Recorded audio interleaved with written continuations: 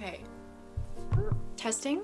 Hello. Hi everyone. It is an extremely cold and rainy and dark day, so I hope you don't mind the kind of cozy dark vibes I'm trying to create here, because it's either this or like, ugh, nasty overhead lights. So we're doing, just get calm, get cozy. My tea. Oh, hold on.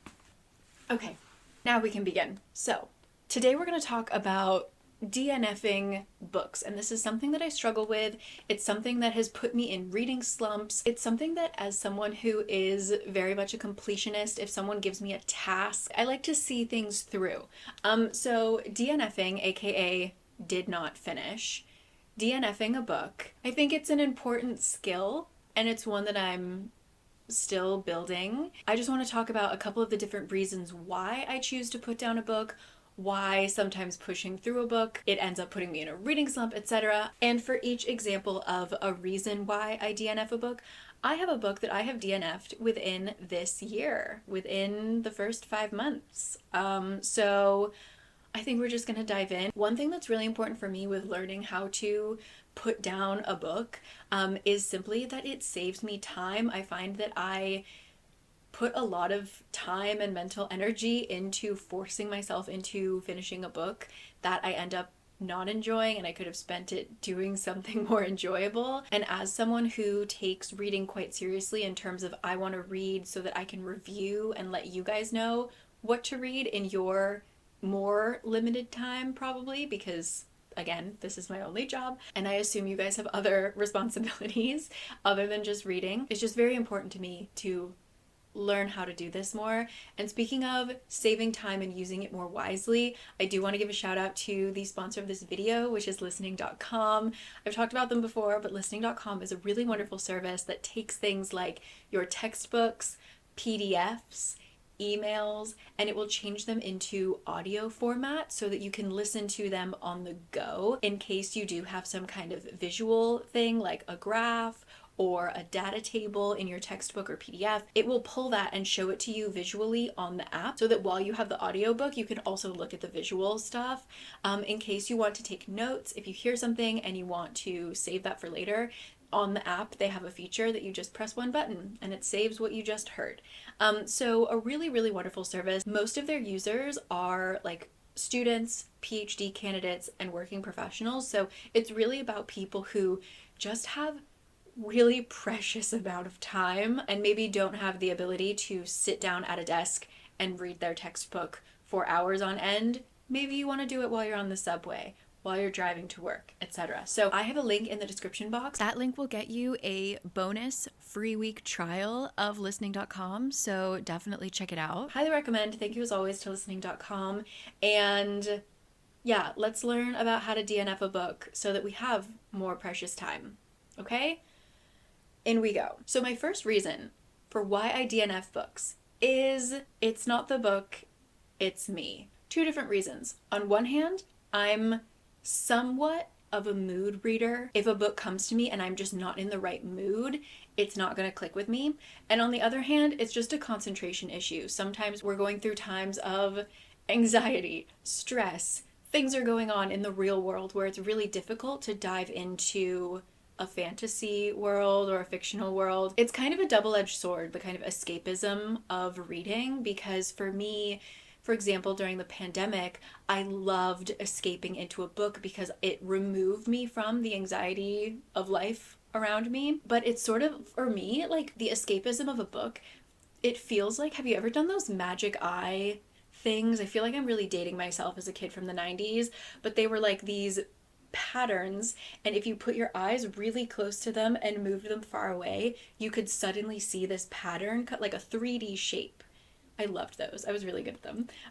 But that's kind of how I feel with a book that I really want to dive into. Sometimes you just don't see that 3D pattern, and sometimes you feel completely swept into a book, and it all really just depends on what the world outside of those pages is doing. So the one DNF in this category that I have for 2024 is the Jasmine Throne. I talked about this in my wrap up for what I read or didn't finish in April, and this was a book that I was highly anticipating because it's won so many awards. It is beloved by the reader community, and it just was not the right time for me. I was in the process of going home for a trip, and then on top of that, we had signed our contract to move. It was like we were kind of moving a little bit earlier than expected. So all of a sudden we had this trip planned, and then we had a week to pack, and then we were coming and we were going to move.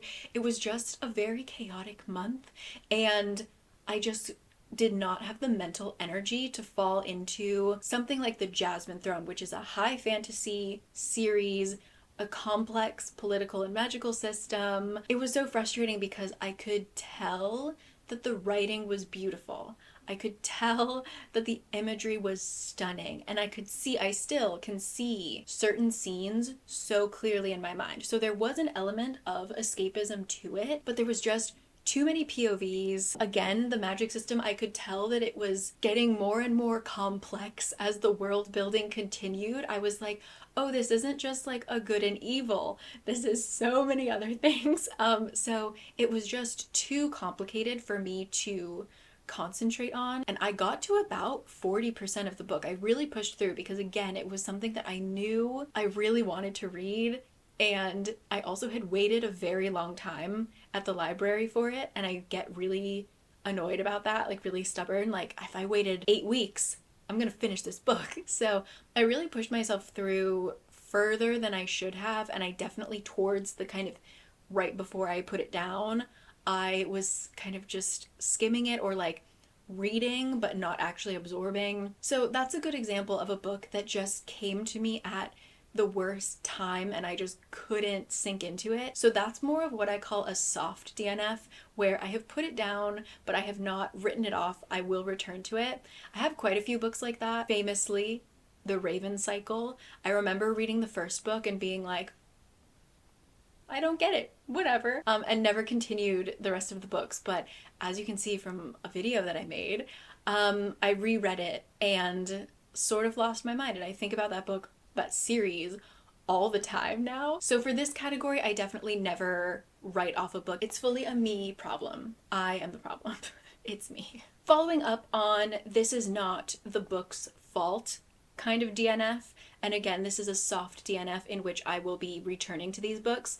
It is time issues. I get most of my books from the library, and I simply sometimes run out of time to read them, or I start to get stressed. Like, I'm the kind of person that if a book is due in like 4 days, I'm like, can't do it. And I don't know why. Like, I can read a book in a day, but for some reason, just knowing that the time is ticking and I'm in single digits for when I need to return the book, I get weirdly antsy, and it again affects my concentration, which kind of goes back to the first point. The books that I had issues with because of library constraints is Ring Shout and the Biography of X. The Biography of X was a little bit of like a drag, I think, but the reason I couldn't push through the slow part was because I was also stressed about time. Ring Shout is by one of my favorite authors. Masters of Jinn is one of my favorite books of all time from 2023, I think is when I read it. Ring Shout is a alternate history fantasy. I don't know what we would call this, but it takes place in the South where we are dealing with the KKK, but there are two levels of the KKK in which one are just like evil humans, as they are, but then there's another version of them that have been infected by this virus, which may or may not have been caught by watching Birth of a Nation. It's like a brainwashing thing. Anyway, they become like zombies. The infected KKK members are like zombie vampire monsters. And so we follow a group of people who make it their mission to kill all of these monsters. It's like darkly funny, but also really educational at the same time. It was just such an interesting book, but I did not have the time. I thought it's a novella. It's very short. I think it's like 200 pages maybe. So I was like, oh, I can knock this out. This is fine. And then it was such a rich text that I was just like, no. That is one that I will absolutely return to. I'm thinking of even getting the physical copy just so that I have it with me and I don't feel that pressure, and I also just like something about it, I like want it. So that's Ring Shout. And then the next book is Biography of X. This one was another highly anticipated book that I again waited a really long time for at the library, both of these, which is why I couldn't just renew them, by the way. And Libby, I don't know if this has happened for every library, but Libby now has it so that if I send something to my Kindle, I can't return the book to the library from the Libby app. I have to return it from the Kindle app. So all of those hacks of like, just leave it on airplane mode and then they won't take your book away. Like, it doesn't work anymore. You have to return it on your Kindle. They're getting sneaky. They're getting almost as sneaky as we are. But anyway, so I couldn't renew it because people were waiting, and yeah. So Biography of X is about a woman who is writing a biography of her dead lover who was an artist. Her name is X. And what I didn't know, I thought like that was it, point blank. As I'm reading it, I realize it takes place in a dystopian alternate America where we had, I think, a different civil war. We had like a second civil war that broke the country into these different factions. We have to, in order to trace X's history, we have to go to the really, like, the South became a really like Christian, almost military state. So we have to like go there and learn all this stuff. Super interesting. It just got to a point where it got quite slow and quite heavy with the lore and almost like over world building for me. And then in the back of my mind, I was like, I am running out of time with this book. So again, I'm the problem. The world is the problem. I will come back for you, baby. Don't worry. But now my breakfast just got delivered, so I'm gonna go eat my egg and cheese bagel, and I'll see you in a sec. Okay, breakfast was had. Delicious. Next category in terms of why do I DNF books is simply not the book for me. Some of these are soft DNFs, but other ones I feel like I'm just not going to return to just because of the subject matter or the writing style, things like that. These are books that I don't think are bad, but they're books that just didn't click for me, and I don't have faith that they'll click for me in the future, but I'm not completely writing them off. First up being Starflight. This was recommended to me by a friend that I tend to love all the books that they recommend, so it's kind of interesting that this didn't click, and I'm willing to give it another shot in the future. It's more of a young adult sci-fi book, so we're in a world where there are different, see now I didn't read enough to like really even get a grasp of the whole story, but there are different worlds that you can work on, and depending on if you have enough money, you can buy tickets to get on these space shuttles that will take you to all of these different places. And our main girl has committed some kind of crime. I believe it was a very mundane, like she stole bread to feed her family, like that kind of crime, right? She has a mark on her record, so she can't do anything on her planet, but she wants to get off world to work somewhere else where her record doesn't matter, but she can't get on a shuttle because of her record, so she's kind of stuck. The only way that she can get a flight is if she is roped on as like an employee to someone else who has a ticket. So no one is willing to take her until the very last second. She runs into this boy from school that she hates with a burning passion. And he's like the super rich, snotty boy, right? And he agrees to take her on basically as like his personal servant, kind of as a way to punish her. I'm sure it will turn into like he has a crush on her, whatever. But I just did not love that dynamic of like boy bossing around this girl as like her servant. And then there's a twist. The piece of action that ends up sparking the whole plot kind of turned me off as well. I didn't know where the story was going, and I didn't care enough to continue just because I didn't like that dynamic, and I'm sure that dynamic was going to change, but just wasn't willing to stick it out. Maybe someday, who knows? It's a duology, I think. But yeah, that was Starflight. Again, it just like, I could tell immediately that I wasn't gonna gel with the story. After that, this wasn't bad. This is one that I will absolutely return to. It just was kind of a combination of a timing thing, and it felt a little bit too young adult for me. I think that for a slightly younger audience, it would be a fantastic book, but it was just a little too young. And so any of the kind of twists or you know, I could see clues that were being set for later things. It was a very obvious plot to me. The dialogue felt quite young because it was written for a younger audience. It wasn't written for me, and that's fine. And that is Only a Monster. This is either a duology, or I think it's actually going to be more than. I think there's only 2 out now, but they will continue. The setup was absolutely for me. It's about a girl who was raised by her very kooky family. Let me actually read to you what it's about because I already forget. I just know that they work in a museum in London and then shit hits the fan. And it's kind of like a monster hunter plus monster love story. Oh my gosh, yes. Okay, so yeah, I'm absolutely going to be continuing this when I have, I think, like a reading slump where I need just something really easy to digest. But yeah, it's basically about a girl who is, spoiler, a monster.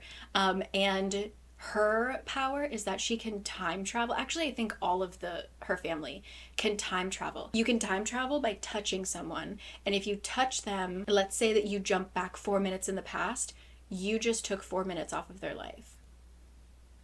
Okay, so it's like a really interesting magic system.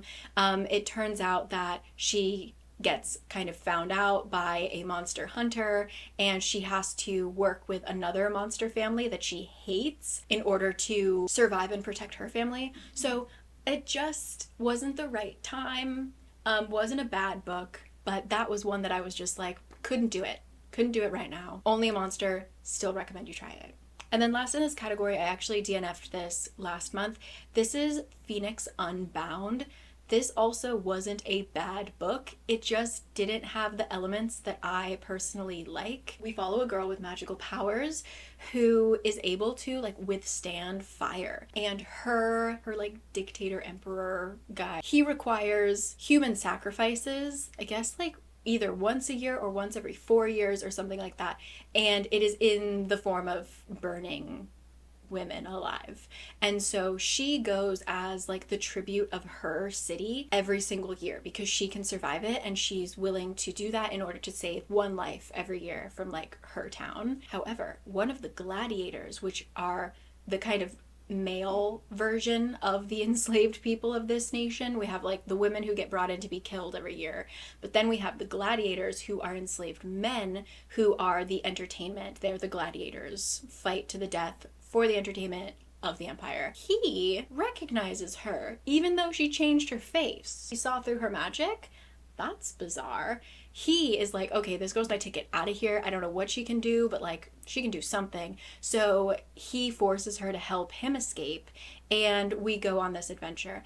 I just kind of didn't enjoy the setup. I didn't enjoy the dynamic of the characters, their dialogue and everything like that. For some reason, something about it just didn't click for me. It wasn't that the book was bad, it was just that it wasn't the book for me. Pheonix Unbound. Next category, and the final category before we get into the books that are just bad.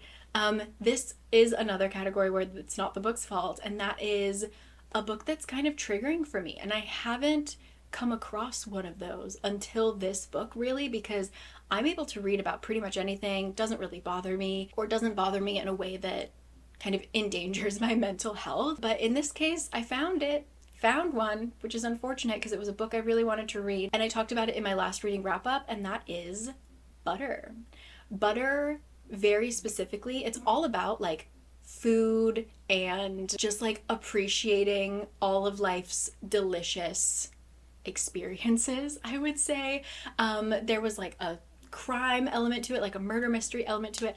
I really wanted to read it. I really enjoyed what I read. However, a huge element to the plot, and it's very important to the plot and the themes and everything going on in the story, was about weight, and about specifically like talking about numbers on a scale. How much did she gain in this amount of time, and how much did she used to weigh, and how much do people think she should weigh, and blah, blah, and like what did she eat in order to get this weight.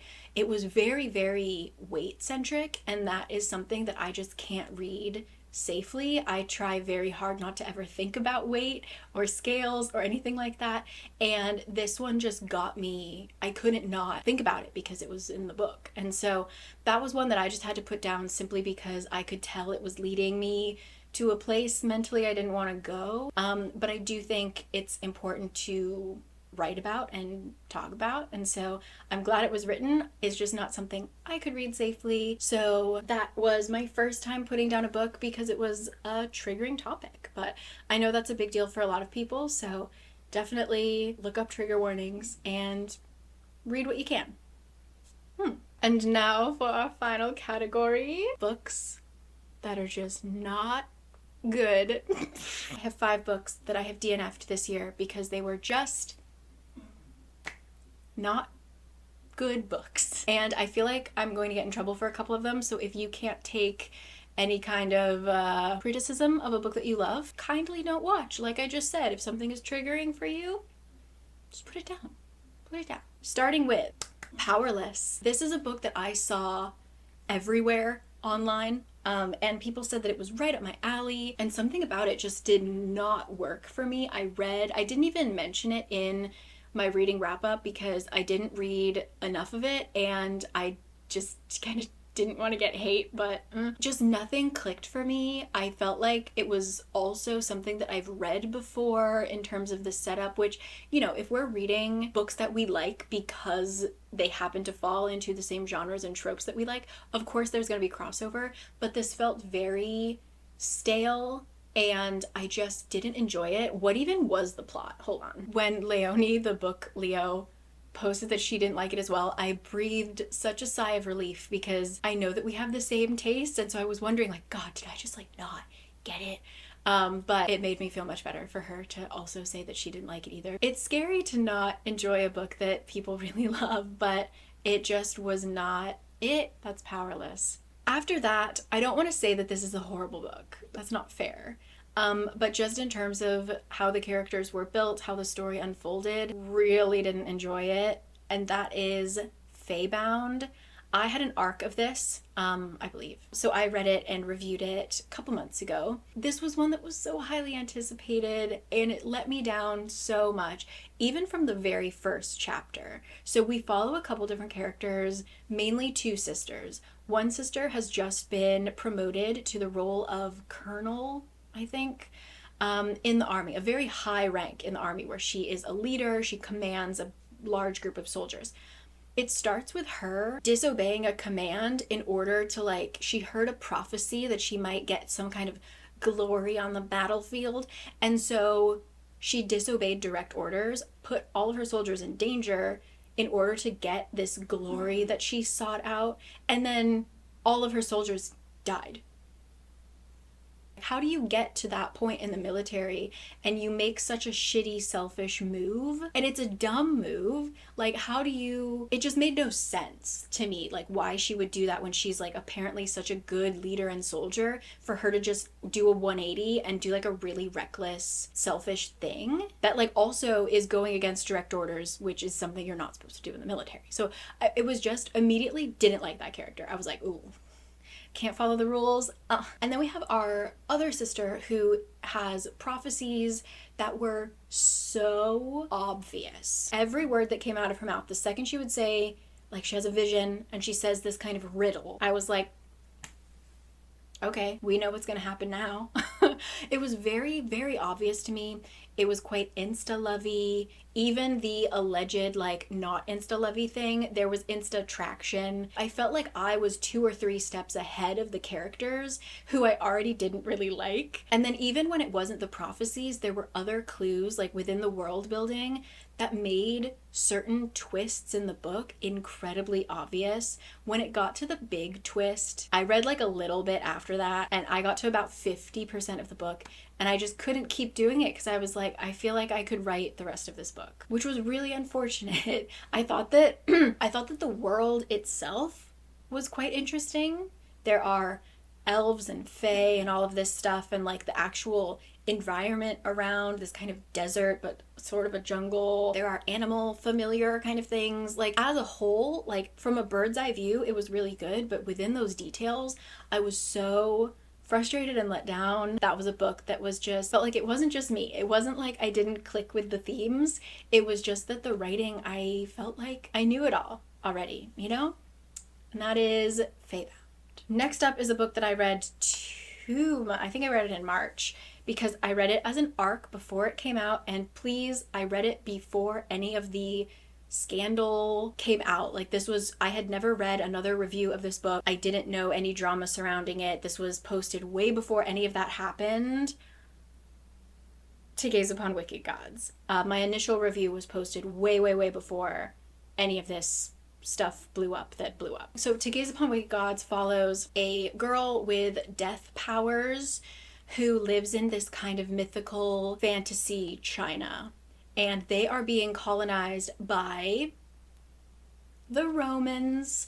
Yes, the Roman Empire never fell, and they have spaceships and stuff. And we basically follow her as she gets roped into some difficult situations as she's trying to save her family. So all of that aside, okay, simply on a writing level, this book was not it. I could not understand the world at all in terms of, like, I said this in my review, but we were probably 30% of the way through the book when all of a sudden our main character is sitting in a car. And this has been talked about as the whole point of this China, Pengyu, is that it has no technology.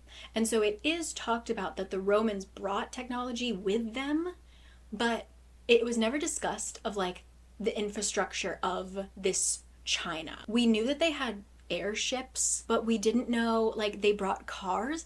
How did they bring cars? What does the car run on? Did they build roads as well? Like, did they use gasoline? Where is their gasoline in this fantasy China? Do they use electricity? Well, like, it was so, there were so many things that were just, like, suddenly thrown in that I was like, what the fuck? Our main character, in terms of how, like, the writing tried to make her seem versus her actual actions, and, like, just the way that she speaks and even her internal monologue, she was written as this, like, super strong, like, tough girl, but then even, like, within her mind, she was just, like, a confused girl, which is fine, but just, it just never clicked for me. I was like, who is this girl?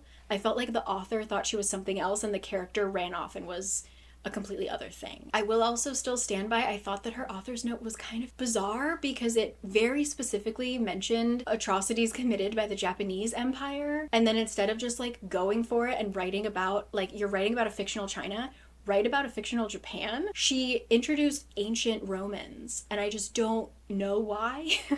It didn't really add anything to the plot other than, like, vibes in terms of their names. I just wonder why that was, like, a choice, but I don't know. It was just, like, a not fun reading experience because the world building was so bad. The writing was also really repetitive. It felt very kind of early 2000s core of, like, trying to be an edgy girl. So it just, like,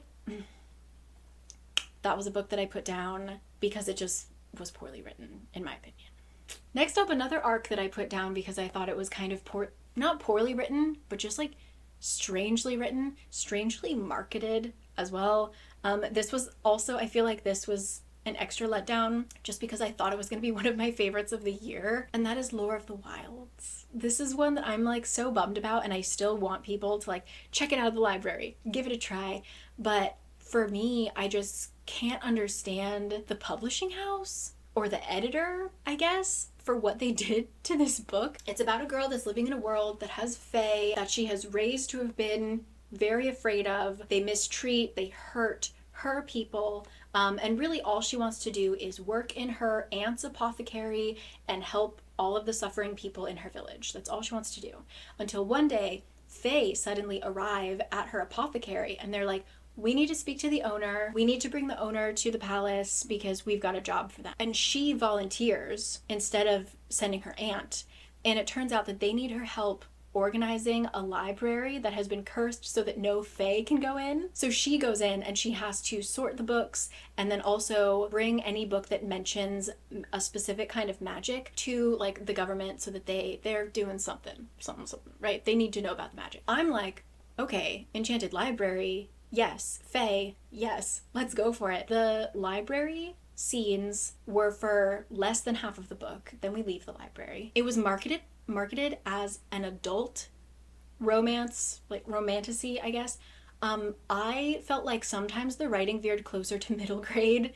It was written very young adult in my eyes. And then there were randomly sex scenes. So it was like, ooh, ooh, weird. It just kind of didn't deliver. I felt like it was a lot of good ideas and then they never kind of smushed together. It was truly just a bizarre reading experience because of how young it felt, and then all of a sudden there would be a scene that was not young, and I was just like, I think if it had been marketed differently, if they had taken out the sex scenes and aged people down and changed a few things around, it would have served it a lot better. Making it an adult fantasy with characters that sounded like they were 16 and then having them have like smutty scenes, I was just like, okay. Unfortunate, but I've heard a lot of people say that the ending made them want to continue to the second book. So I'm not saying it's not for everyone. I'm just saying go into it knowing that the voice and the kind of writing age level is bizarre, to say the least. Lore of the Wilds. Brilliant cover. Ugh. Brilliant cover. And now for my last book that I put down because I thought it was bad, and I haven't talked about it yet on this channel. Again, because I'm scared. I put down very quickly Assistant to the Villain. This was one that I thought, I was like, yeah, it's gonna be like a bad good time. I'm fine with that. You know I love that. It was just a bad time. Unfortunately, this, I think it was trying to be funny and cute and it just didn't do it for me. Like I could feel the author trying to be funny and cute, and I hate that. So that kind of happened with Butcher and the Blackbird, which I knew wasn't for me. I did finish that, but I knew it wasn't for me, so like I didn't really review it that hard, you know. But in that book I could tell some things were genuinely funny and some jokes I was like, the author wrote that and probably chuckled to themselves. When I'm reading, I don't want to think about the author, right? I shouldn't be thinking about the person writing. I should be seeing the story unfold. And so Assistant to the Villain, I just felt the author so strongly being not as funny as I think they wanted to be. Assistant to the Villain is literally about a girl who is an assistant, basically literally like a secretary to a villain. It was just kind of from the get-go, not insta love, but insta traction. It didn't feel funny. I thought that the setup was just really bizarre. Like, again, she felt like a secretary. There were lots of people involved in this villain's organization. It just, like, the girl was just described in the way of like, oh, she's so drop dead gorgeous. Just looking at her makes people go crazy. Same with the villain. It was a little too much of everything. And I just couldn't, there was nothing holding me to this story. I wasn't interested in the plot. I wasn't interested in a single character. I wasn't interested in the writing style. So it was just across the board a very quick no. I think I put it down. Did it have multiple POVs? I don't even remember. This was quite early in the year. But I think I put it down after like a couple chapters. Once I got kind of the view of like who everyone is, I was sort of like, no. That's Assistant to the Villain. If you liked Assistant to the Villain and you want something similar but better, Thrown in the Dark. It did villains so well. It did it so well. Please read Thrown in the Dark if you want an actually really good, funny villain but not really villain story. Thrown in the Dark. I love you so much. Those are the books that I DNF'd this year, and the reasons why. So let me know if you have similar reasons for putting books down. What are books that you put down and picked back up and loved, such as me with the Raven Cycle. Also with Gilded Wolves. Oh my god, one of my favorite fantasy trilogies. I put Gilded Wolves down as well, and then I picked it back up, and the second book in that trilogy is maybe one of my favorite books of all time. So really, I feel like a DNF is not a goodbye forever, but sometimes life just doesn't work out. So yeah, let me know your thoughts. And next week I'm actually working on a video. So these were all of the books that I like didn't finish or didn't enjoy. Next week I'm working on a wrap up of all of my favorite books so far, and I don't want to spoil it, but I am almost done with a book that I am loving. It's giving like adult Six of Crows. Oh my god, I'm very excited about this book. It's like 500 pages. I'm set to finish it, and I started reading it yesterday. I'm eating this up. So very excited. If you want like actual book recommendations, next week I've got you. So I will see you then, actually. Once again, thank you to listening.com for sponsoring this. Link will be down below. That link will get you a bonus free week trial of listening.com, so definitely check it out. If you need to study, but you also need to walk to work, listening.com. I will catch you guys next time. Thank you so much for being here. Thank you for dealing with the cozy lighting. We have a pumpkin spice candle. Pumpkin spice all year round, by the way, in this house. Right? Yeah, it's pumpkin spice. I hope you enjoyed the kind of cozy vibes. It is dismal outside. So I'll catch you guys later, okay? Thank you always. And I hope that you read nothing but great books. I hope that you don't need to DNF any books in the near future. If you watched this far, that's my little gift to you, okay? I will see you guys next week.